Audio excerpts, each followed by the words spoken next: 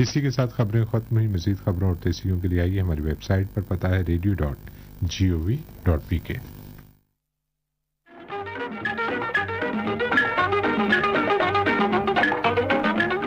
Radio Pakistan Hyderabad.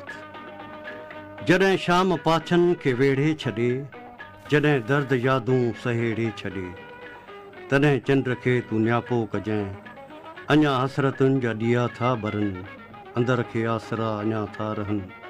असां वक़्त जी चीच नाहे छॾी, असां वक़्त जी चीच नाहे छॾी।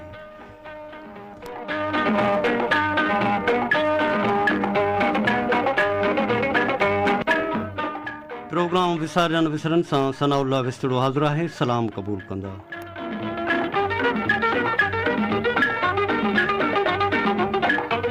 मुंहिंजो फ़नी सहकारी साथी आहे मुदसिर हुसैन।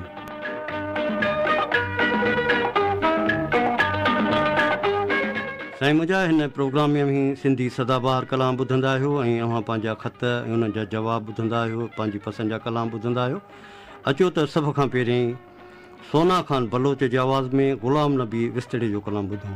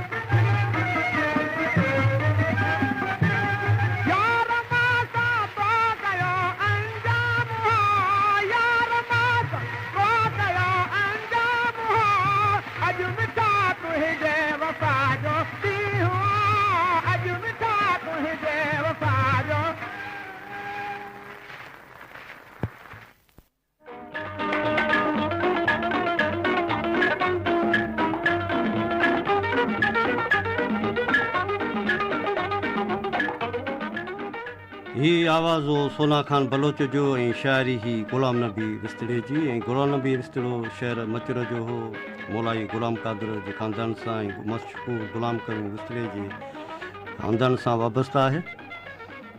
ऐं हाणे जेको कलाम ॿुधंदासीं उस्ताद बड़े ग़ुलाम अली ख़ान जी आवाज़ आहे। ऐं हिन कलाम लाइ असांखे ख़ासि फरमाइश कई आहे ॻोठ ज़ंगी ख़ान मरी खां मोहम्मद बख्श मरी ऐं इमाम अली।